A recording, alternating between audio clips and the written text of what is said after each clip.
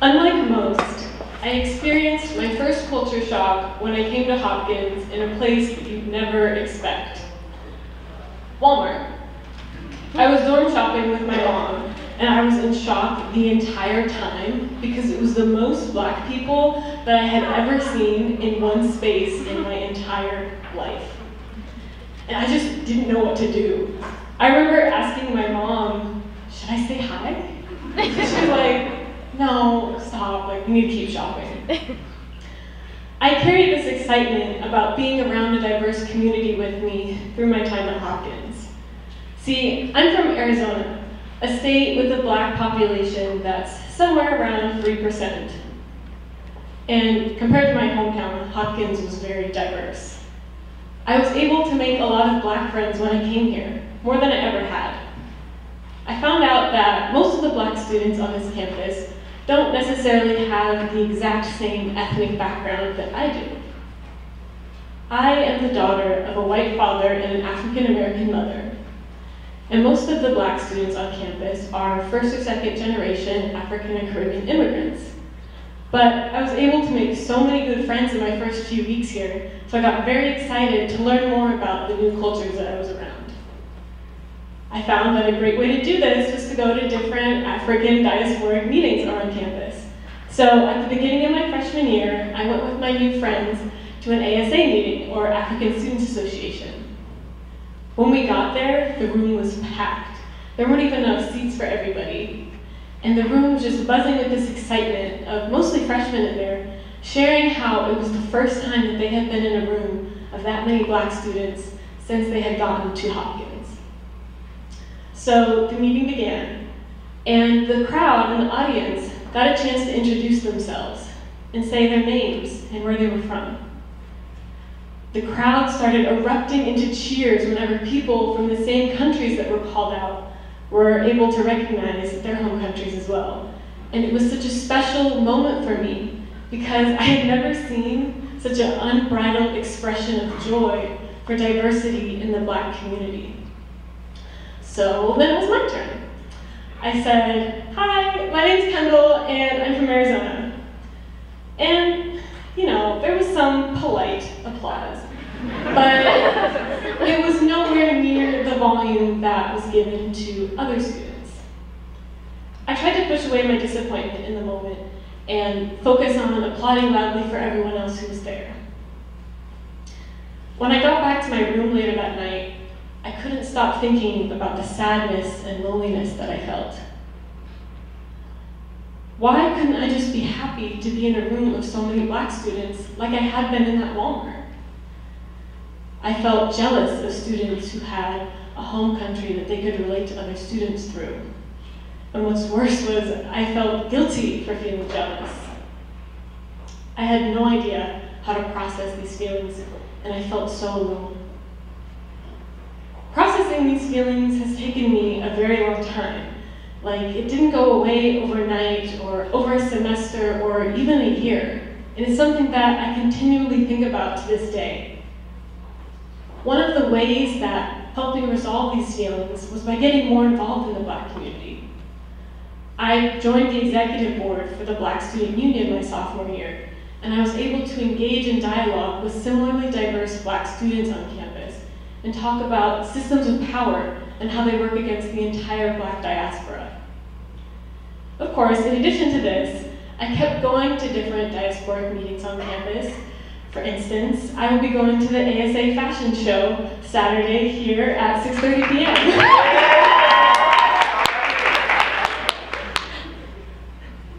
In having these conversations, I realized that there was a very immediate identity that I had completely overlooked, that we are all Black students at the Johns Hopkins University. And that's pretty rare. There's not a lot of us around. And I think to a certain extent, we can all relate to not having a lot of people who look like us in class, or not seeing a lot of people who look like us when we walk across campus. I then found that having a shared identity and a shared experience doesn't always mean that I feel accepted in that community. I've been riding horses ever since I was in 2nd grade. I really used to be that crazy horse girl running around the field acting like a horse in elementary school. Luckily, I stopped doing that, but I've been able to continue with my love of horses throughout the years. So when I came to Hopkins, it was a natural decision to join the equestrian team. When the semester began, we had a couple weeks of competing, and we started gearing up for our first competition of the semester. I wanted to compete. I knew I had prepared well and that I would do great. But then I was told that I wouldn't be able to compete because of my hair. And that was a shock. I had a feeling that that wasn't right. At the time, I had my hair styled in braids, and they really symbolized me stepping into my identity as a Black woman, and were also low maintenance and looked cute. So I wasn't about to take them out. I went to my mentor, and I told her that I was unsure of what to do, because in order to compete in this type of riding at the college level, your hair has to fit completely without any of it showing underneath a helmet, and with braids that went all the way down my back. That just was not going to happen. She referred me to a plethora of resources across Hopkins, including Dean Ferguson at the Center for Student Success. And they all kind of told me the same thing, that I definitely should be able to compete, and it wasn't right that I was told that I couldn't because of what I looked like. At the same time that I was having these discussions, I decided to do some of my own research. We're at Hopkins. So I took to Google, and I typed in maybe like 20 variations of Black woman horseback riding hair, and there were literally no results. No one else had gone through what I was going through and documented it online. But I wasn't going to let that stop me. So I spent the next couple of hours trying to find some way to maybe tie it into a bun and have it half underneath, so that way it would still fit the standard. I found a way that stayed. So I took that and the information I had gained from different members of the Hopkins community to my team, and they said, yeah, this works, you can ride. So I competed, and I had a successful show season. To this day, I'm not sure why I was told that I couldn't compete because of my hair, when so many other people saw that that was clearly wrong. But despite this, I was able to develop very deep relationships with my teammates that remain to this day. Looking back now, I can see a common thread between my experience at the ASA meeting and my experience on the equestrian team.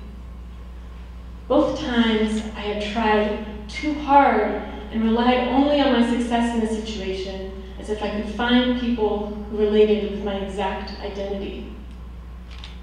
But by taking a bigger picture look, I saw that by discussing how my race fits within different experiences rather than focusing on race itself was a powerful tool to deepen relationships.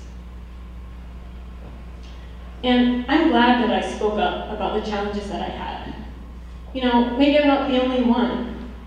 Maybe there's another Black member on an equestrian team somewhere who faced the same challenge that I did and can find this talk. Maybe there's an African American student at a college that feels isolated the same way I did and can now feel less alone. Even though I'm not African, I can still feel welcome in club meetings for African students. Even though I have braids, I can still feel comfortable at horse shows. See, I didn't take into account the fact that my own ignorance in different situations was a gift.